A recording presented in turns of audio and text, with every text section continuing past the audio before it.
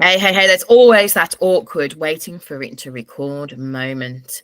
But today we are welcoming the lovely Victoria Brennan. I should have double checked that I said that right beforehand, but she's nodding, so that's good.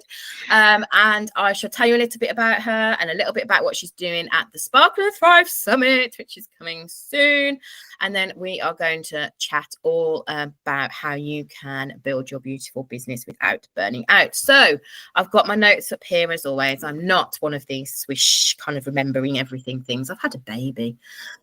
So Victoria helps people build healthy relationships with themselves and money so they can create their wealthy, free life. And that is her passion. I love it. I've loved everybody, be honest. So it's all about knowing yourself, valuing your work, reprogramming your relationship with money. And so she's been doing this for 20 years, and we will go into all of the nitty gritty as we find out more about Victoria. So this is fantastic. And she lives in West Yorkshire. So in the Sparkle and Thrive Summit, she is going to be doing a talk on the money stories ruling your business, one of those very powerful areas of work, where she's going to share all about uncovering the hidden money stories shaping. Wow, that's a bit of a your business decisions, and learning how to break free from their hold without the need for endless affirmations, which is also cool. So Victoria, we always start with your business journey and how you got to do what you do now. Okay, well, hello. It's fantastic to be here and to be talking to everyone. So my business journey started 6 years ago, in the sense that that's when I set up the business. But I have been probably an entrepreneur all my life, and I have worked in the charity sector, developing programs, helping people experiencing hardship, homelessness, domestic abuse, various other huge problems to turn their lives around. And I have been doing that work for over 20 years, and coaching was a huge part of that approach. It was something I naturally did with my staff teams. I moved up in the organizations, and it became something that I always incorporated in the programs that we were seeking funding for. But interestingly, over the years, I started to notice that I myself was out of alignment a little bit. Helping people is a huge value of mine. Service is a value of mine. But I noticed it was getting harder and harder, and I realized that I wanted to be doing this work in other areas, because I think it all starts with self and those ripples are so powerful. So 6 years ago, I made the choice to leave the security of employment and to set up my business. And initially it was focusing on coaching, predominantly around that fulfillment, self-development. But as it moved on, it moved into money, because people were coming to me and they were, frustrated. They didn't have enough money. They were worried their business wasn't going to make enough money. And I also have a lot of money stories myself. I had chosen to work in the charity sector because my programming was poverty. Okay. And so I made poverty my job. I made every day in that job about fighting for the money. And I started to suddenly see these patterns. And so I started doing a lot of work myself around money. And I've worked with a lot of money mindset coaches. I've done a lot of money mindset reading. But actually what worked for me was being able to really look at this connection between my self-worth and my bank balance. And that's when so much started to change for me, when I started to really understand that. So yeah, that's kind of my journey. I think it's one of those things, and again, it's one of the trends I'm definitely seeing, and you, depending on when people see this, in whatever order I send it out into the wonderful world, you will be seeing there's lots of trends about how a lot of us who are speakers who are being interviewed, we've kind of done that. We've all got really strong values about helping and stuff. But one of the things for me is, and it's one of the reasons for this summit and what I want to get across, is we can help, but also, as you say, help ourselves. And that work is never completed. I've been doing self-development work, which isn't necessarily part of my business, but it, weaves in for 20 odd years. And it doesn't stop, does it? We will have stories, just because you know, and one of the things I think that people get worried about is I need to be almost like this perfect. So do you know what I mean? And it's like, well, no, because this is the raw and the ready of it, isn't it? Absolutely. You never get a medal for doing it. You never get to a point where you go, well then you've completed. Even now, I will be doing something and I'll catch it. The difference is I can catch it now. Yeah. I'm like, whoa, that's a story. That is a money story. And I'm like, right, okay, make a note. I need to do some work on that. Yeah, and perfection. Oh, let's just stop striving for that, because it is just, it is a drain. It is truly such a drain. There is no such thing as perfect. And you know, we've just got to remember we're here to serve, and whatever is coming up for us is what we can help people with. And we get so caught up, don't we, in that whole comparison game and thinking, I haven't got this, I haven't got that. But do you know what, just getting out there is, you know, perfectionism just stops people, doesn't it? So yeah, it's something else to look at, definitely. So what advice would you give to someone feeling overwhelmed by the demands of growing their business? Okay, I'd want to look at demands, okay, because demand, why is it demanding it of you? Okay, it feels like when you say that, it's almost like you're in this, you've lost the power a little bit. That's what comes up for me there. It's almost like, sort of, what if it's demanding it of you? It's not your business. So where have you perhaps let too many bits of information weave themselves in and take you away from what your aligned path is? That's what instantly came up for me there. So it's slowing down, I think. Slow down.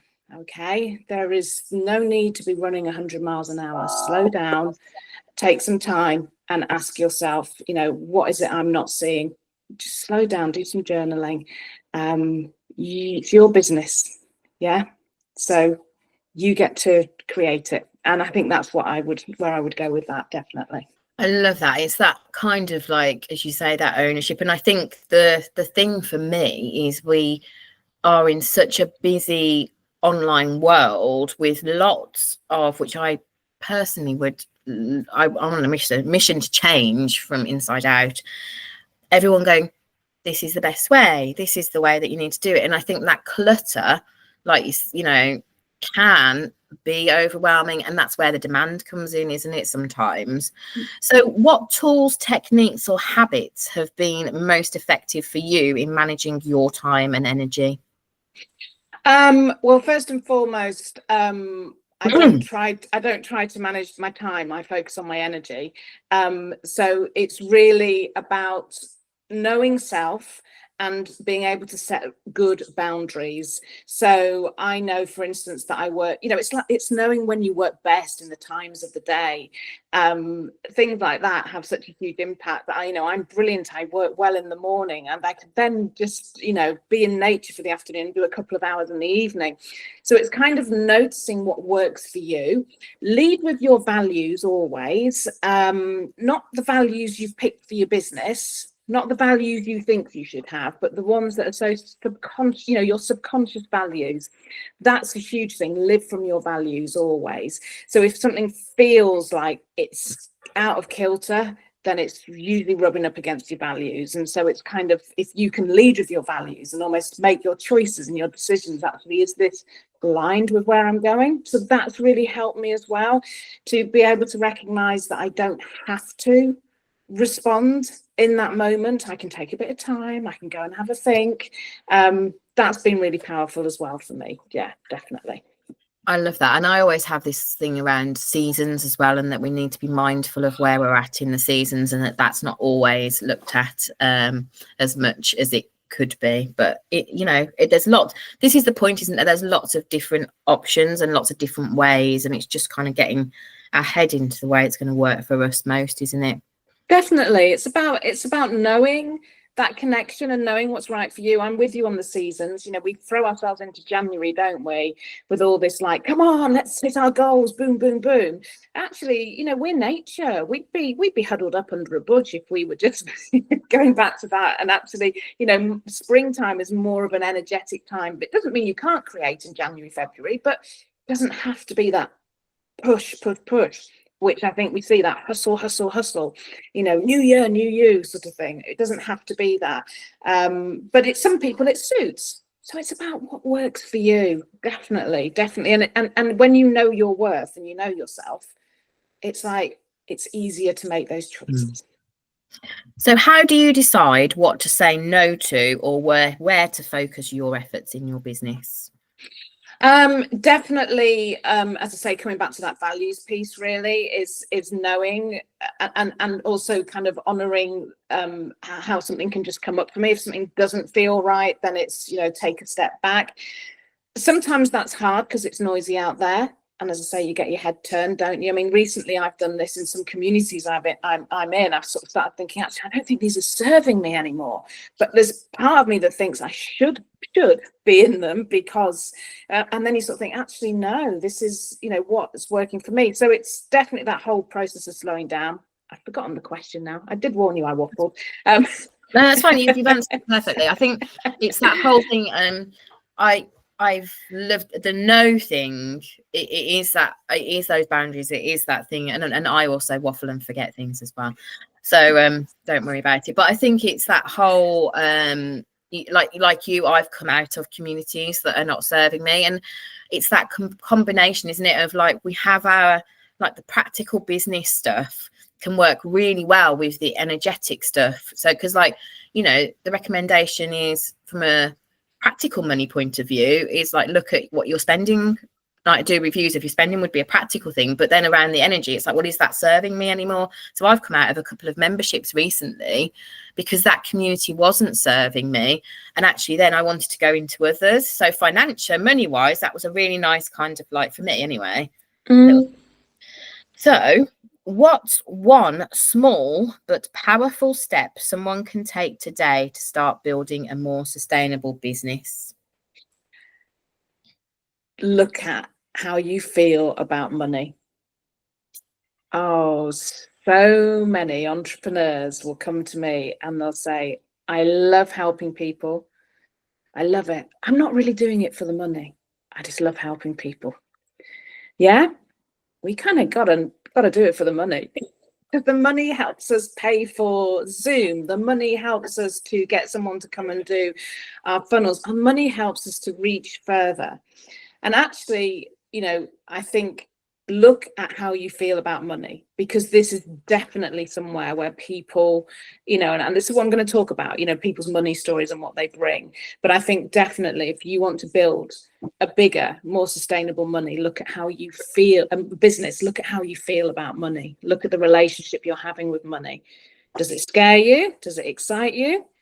Does it fill you full of joy? If you're always worried about it, yeah, and so really looking at that is important, because your business needs to make money. Yes, I completely agree. I mean, my background's internal auditing, but then I've also done coaching, so I'm with you. I think it's that whole thing. So I always talk about income, impact, and joy. So there's all those three things, and it took me a long time to go, but actually I know my audience are all about the impact, but actually we need to make the income. And it's I'm a huge believer. I'm always working on my money stuff, and that's why I love the fact that you're part of the summit and we have someone on money. I was like, yay! Oh, fabulous. Yeah, I'm looking forward to it. I really am. Because I do believe it's just one of those, there are those key things that we core things that really feed into everything, don't they? And money is one of them. Definitely is. Definitely. Yeah. You can't create what you don't value. And so, best will in the world, it can feel really good to sort of say, I'm not doing it for the money. But actually, there's a lot of money stories to unpick kind of when we feel like that. So, yeah, we need to get those straight. And when they're straight and when we've got the awareness, so much more becomes possible. Exactly. So thank you ever so much for joining me today, Victoria. And you can see the lovely Victoria at the Sparkle and Thrive Summit. And regardless, if you're watching this at another point, I know that the point of these interviews is also to help you to think about how you can grow your business as well. So if you've got any key takeaways, please pop them in the comments. All of Victoria's details will also be in the comments, as will the link to join the summit. And yeah, let me know, and I will see you on the next one. Have a lovely day.